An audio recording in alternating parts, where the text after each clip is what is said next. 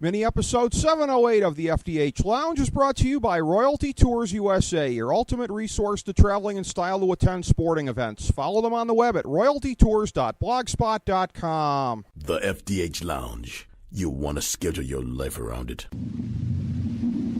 A long time ago, on a gloomy, wet Cleveland spring night, two men stand alone amidst the late-night drizzle. Their voices echo across the vacant station parking lot as they debate the merits of the great American radio show that have been missing for far too long. On that night, an idea was born. That idea became the FDH Lounge.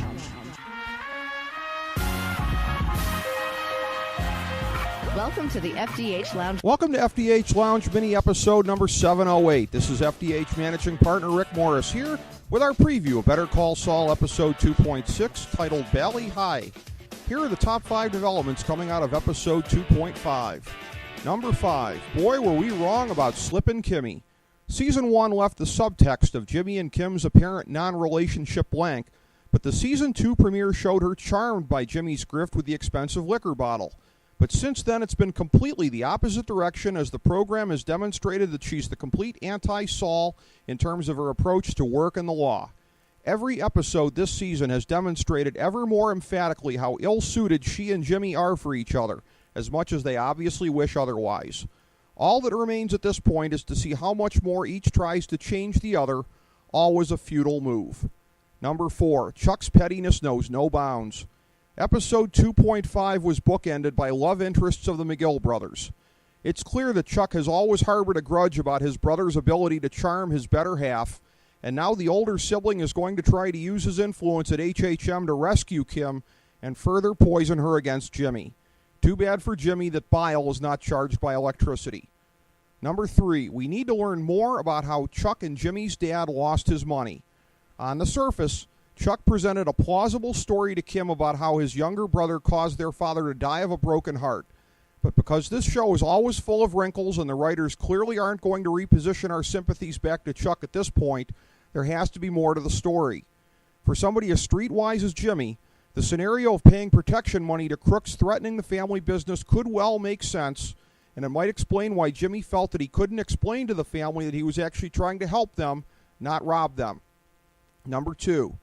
At Davison, Maine, Jimmy's gone from favorite son to freeze-out in record time.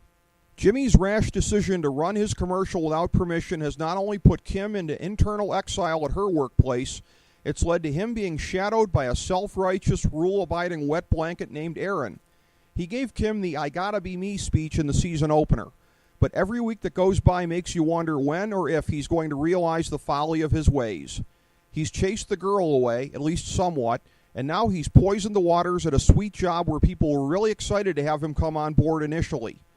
Of course, by the time that he enriches himself as Walter White's consigliere, we'll know that he'll feel the acquisition of money justifies everything, but before he gets to that point, he'll surely have to confront all that his ethos is forcing him to leave behind. Number 1, the identity of the old man in the diner did ring a bell. Hector Salamanca has now invaded Mike's life, which we know is never a good or comfortable thing for anyone. Caught between the rock named Nacho and the hard place of a cartel-affiliated family, the man who will become the cleaner realizes too late that he was too clever by half in his painful acquisition of the money necessary to relocate his family. The road that Mike travels to Gus just got a lot more winding now that he's entangled with criminals that Gus will be playing a long game of retribution against. If Mike calls Saul, so to speak, to help extricate him from the situation, to keep Tuco's neck in the legal noose without obvious fingerprints, this scenario is going to be completely reminiscent of Breaking Bad before you know it. That sounds just fine to us. Thank you for tuning in to this mini episode of the FDH Lounge. As we bring the show to a close, we would like to extend our deepest gratitude to NBC, CBS, ABC, Fox, all Clear Channel affiliates, TNT, TBS, USA, UPN, Deadspin.com, YouTube.com, YTMND.com, MySpace.com, various blogs, Fox News, CNN, CNBC, MSNBC, IamBoard.com, Billboard.com, Google.com, ESPN, ESPN2, ESPN News, ESPN Classic, NBA TV, NFL Network, Sports Time Ohio, Athlon Magazine, Comedy Central, Cartoon Network, The Boomerang Channel, QVC, BET, The Spice Channel, Steno Notebooks, Manwich, Papermate Office Supplies, waitresses, strippers, bartenders, garbage men, janitors, microwave popcorn, the writers of The Office, Scrubs, Entourage, My Name is Earl, Oz, Metalocalypse and the Boondocks, Aquafina, and The Periodic Table of Elements.